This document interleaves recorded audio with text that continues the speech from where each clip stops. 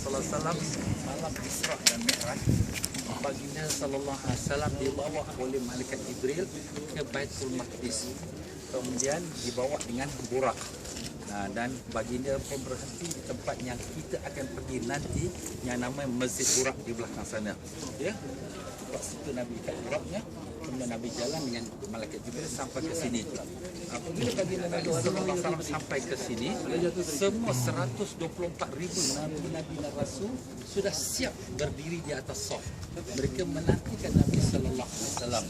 Jadi semua nabi daripada Nabi Adam alaihissalam sampai Nabi Isa alaihissalam, sebelum Nabi kita sallallahu alaihi wasallam sudah ada di sini. Dan kemudian malaikat Jibril pun pimpin tangan Nabi Muhammad sallallahu alaihi wasallam untuk disuruh jadikan imam. Di mana tempat Nabi jadi imam? Inilah tempat Nabi jadi imam. Jadi yang dalam Isra Mi'raj, Nabi semayang menjadi imam di tempat yang ada ini, dan kubah ini dibangunkan dan dituliskan dia Qubbatun Nabi. Kalau itu ditulis Qubbatun Nabi, kubah Nabi kita sallallahu alaihi wasallam.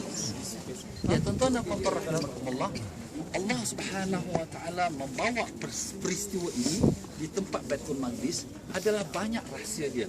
Kenapa Allah Subhanahu wa taala bawa Nabi datang kemari untuk sembahyang bersama-sama para nabi-nabi?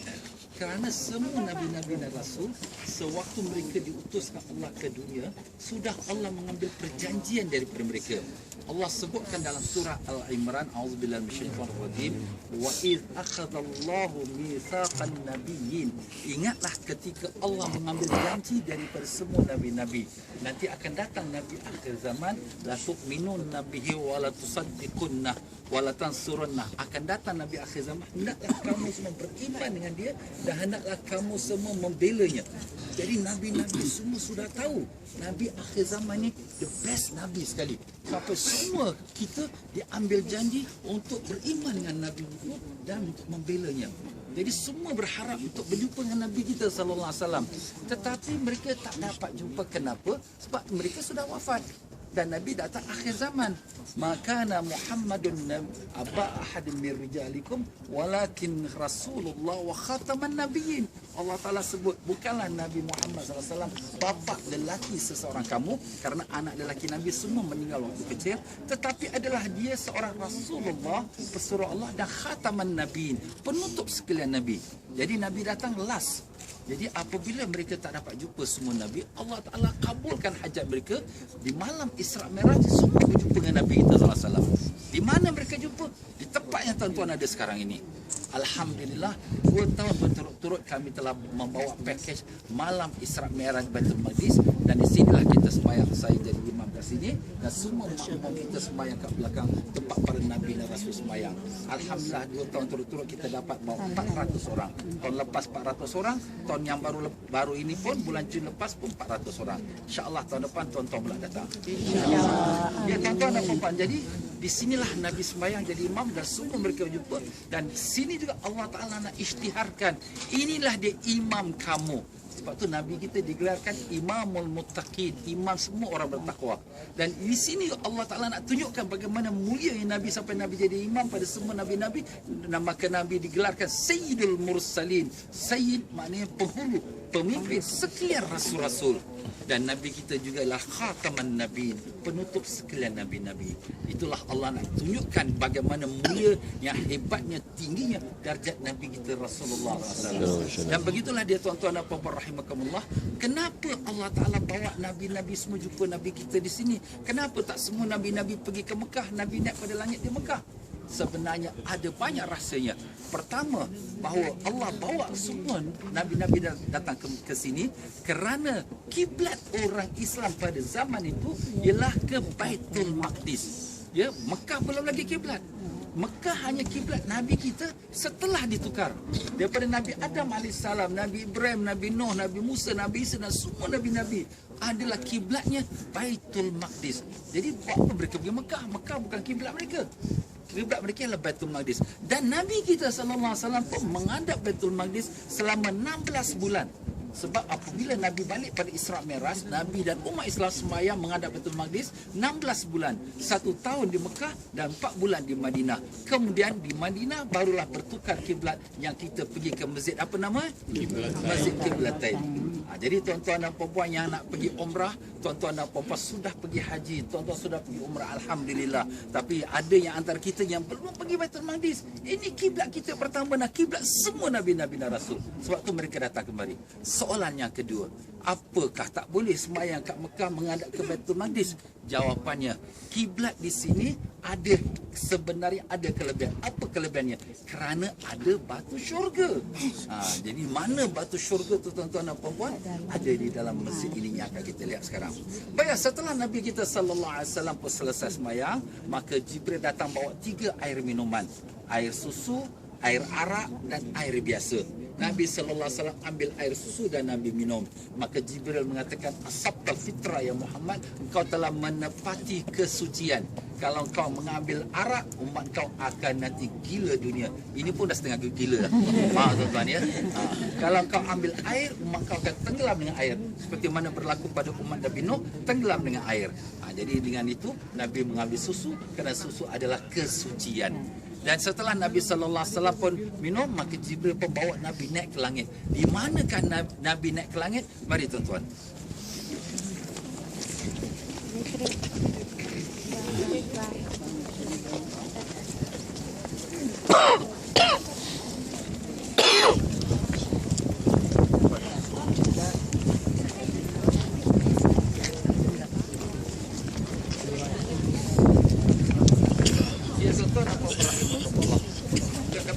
Saya ini, bangunan ini dinamakannya Qubatul Mi'raj. Ada tulis kat atas ya. Qubah Mi'raj. Qubah naik ke langit. Sebab bila kita sebut Isra' dan Mi'raj, Isra' itu mana jalan malam. Daripada Mekah ke Baitul Maqdis itu nama Isra'. Mi'raj itu mana naik. Jadi Mi'raj ialah daripada Baitul Maqdis naik ke Sidratul Muntaha selepas langit yang ke-7. Jadi di sini tempatnya Nabi naik ke langit dengan Jibril. Apabila Nabi naik ke langit dengan Jibril, maka batu yang Nabi pijak mengikut naik sama-sama. Tetapi Jibril tahan dia dan Jibril kata, engkau tidak diutuskan. Maka dengan itu batu itu tergantung. Maka batu yang tergantungnya orang itu batu tergantung. Ada berbekas tapak kaki Nabi sallallahu alaihi wasallam. Kenapa batu ni Nabi pijak sekalipun dah berbekas tapak kaki Nabi? Kerana batu ni dia mengetahui bahawa yang memijaknya ialah seorang Nabi yang sangat mulia. Maka dia melembutkan badannya kerana tak mau melukakan kaki Nabi SAW. Maka dengan itu terbenamlah sikit kaki Nabi, nampaklah tapak kaki Nabi SAW. Jadi kalau tuan-tuan dan puan-puan nanti yang di tempat-tempat lain pun nampak bekas tapak kaki Nabi SAW, yang pergi Mesir pun dah pergi Mesir, ada tak nampak tapak kaki Nabi kan? Dekat Masjid Sidi Ahmad Badawi. Itu semua memang betul, bukan bohong. Kenapa? Kerana batu-batu ni dia tahu ni Nabi SAW. Maka mereka lembutkan diri dia. Sebab tu tuan-tuan pergi Mekah pun nampak tapak kaki Nabi Ibrahim AS yang dinamakan Maqam Ibrahim. Jadi tuan-tuan dan puan-puan, batu yang tergantung itu, dia tergantung di sini telah dipindahkan di sebelah batu syurga. Jadi nanti tuan-tuan akan masuk dalam masjid ini, saya akan tunjukkan di mana batu tergantung. Sebab dia sudah dipindahkan di tepi batu syurga, sudah melekat dengan batu syurga. Jadi orang tak nampak dia bergantung lagi. Kerana bila dia tengok orang tengok dia bergantung, orang rasa macam terkejut, ada yang pingsan, ada yang macam-macam. Jadi tuan-tuan dan puan-puan rahimakumullah, sewaktu sembahyang bersama Nabi 124,000 Nabi dan Rasul, ada 4 Nabi yang masih sembahyang dengan Nabi, roh dan jasad. Yang lain semua sembahyang dengan roh saja. Tapi yang 4 lagi orang Nabi yang sembahyang roh dan jasad ialah kerana mereka tak mati lagi. Ada 4 Nabi yang tak mati lagi. 2 di langit, 2 di bumi. Siapa 2 di langit? Nabi Idris AS dan Nabi Isa AS. Dan siapa di bumi? Nabi Ilyas AS dan Nabi Khidir AS. Dan Nabi Khidir AS, dia ada semayang di Masjidil Aqsa kawasan ini setiap hari pada waktu solat asar. Tapi di mana dia semayang? Mari tuan-tuan kita lihat.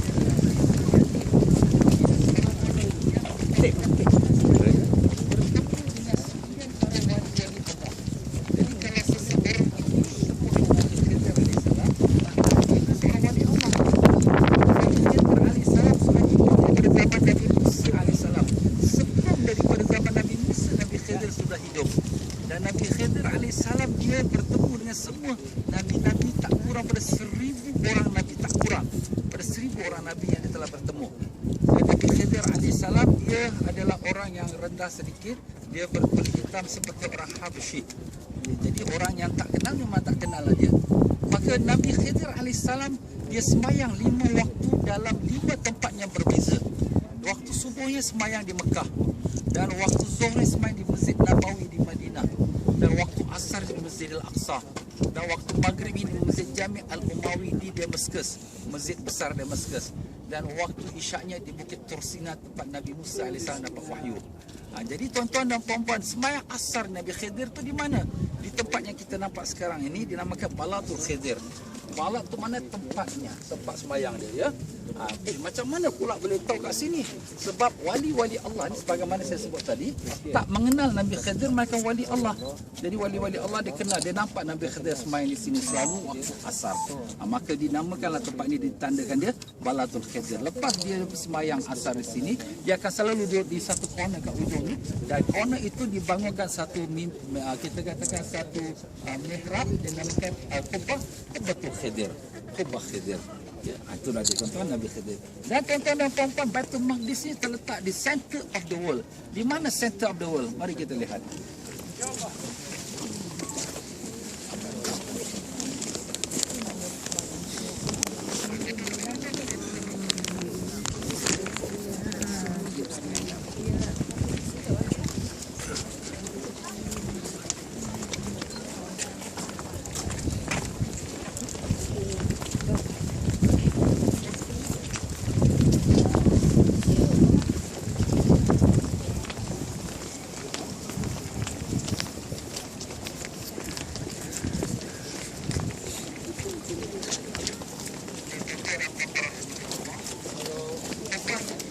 Sekarang dan namakan Qubbatul Arwah ke atas.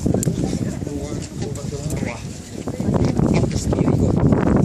Dalam hadis Nabi sallallahu alaihi wasallam menyebutkan bahawa sifat yang baik-baik yang dikumpulkan di tempat yang dinamakan Masjidil Aqsa. Di mana tempat ini dia?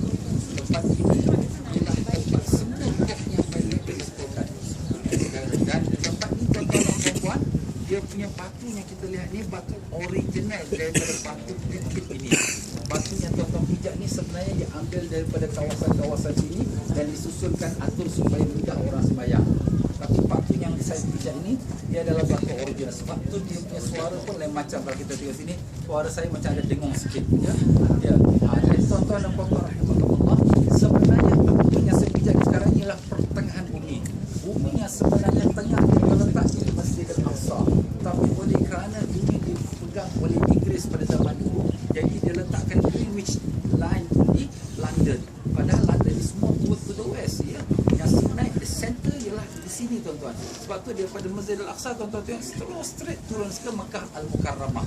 Ya tuan-tuan dan puan-puan rahimakumullah. Jadi semua roh yang baik-baik dikumpulkan ke sini, tapi di manakah roh yang jahat-jahat? Roh yang jahat-jahat Nabi sebutkan diletakkan dalam wadi Jahannam. Macam 9 Jahannam kan? Ada wadi Jahannam. Wadi Jahannam tu kat mana? Di sebelah bukit Baitul Maqdis. Nanti kita akan lalu dia, selepas maghrib kita akan lalu, kita akan tunjukkan tuan-tuan dan puan-puan. Inilah dia tuan-tuan dan puan-puan, Qubbatul Arwah, roh yang baik-baik dikumpulkan kembali. Dan Nabi sallallahu alaihi wasallam telah menyebutkan bahawa sungai-sungai syurga mengalir daripada bawah batu Baitul Maqdis. Jadi apabila mengalir bawah batu Baitul Maqdis, sungai-sungai ini mengalir ke seluruh sungai-sungai dunia. Dan orang-orang mungkin tak percaya, tapi bila sekarang orang sudah dapati dunia itu bulat tuan-tuan dan puan-puan, maka di mana terletak Baitul Maqdis, maka daripada bawahnya itulah mengalir semua sos atau